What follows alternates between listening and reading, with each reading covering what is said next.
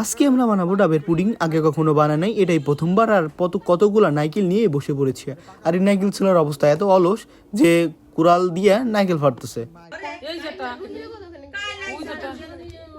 Pudding খাবা না? কি খাবা?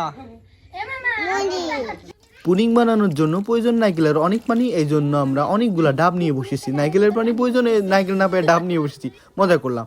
এটা হচ্ছে ফার্স্ট ট্রাই। দেখুন, প্রথমবার হয় নাই, আগার পাউডার একটু কম দেওয়া হয়ে গিয়েছে। এটাকে আমরা গরিবের পুডিং মনে করে খেয়ে ফেললাম। প্রথমবার হয় নাই তো কি হয়েছে, আমরা আবার ট্রাই করবো, কারণ নারকেল গাছ আমাদের অবশ্যই এবং অফুরন্ত নারকেল রয়েছে। তো এটা গ্লাসে করে খাচ্ছি, কারণ এটা সেই নারকেলের পানির মতোই রয়েছে, এটা ভালোভাবে জমায় নেই।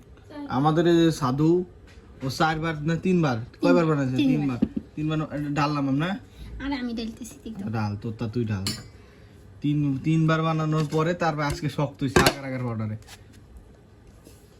বিসমিল্লাহির রহমানির রহিম। রহমানির রহিম।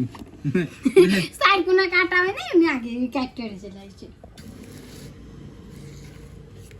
এবার উঠা। এবার বাটিটা উঠা দিয়ে তো কি ভাই করে। এই তিন দিন আর একই ডারে। একে রে। পুডিং বানাতে আরে কাট হ্যাঁ। আগার পাউডার দিয়েছে কত তলে জমিয়ে গেছে পাউডার। নাইকেলেরই তলে এই যে এগুলা পাউডার গলে গেছে। হ্যাঁ, কারোর সাথে গলে গেছে। আরো এগুলা ফ্রিজে রাখলে কালকে বের করলে হইতো। আবার কোনে যায়? না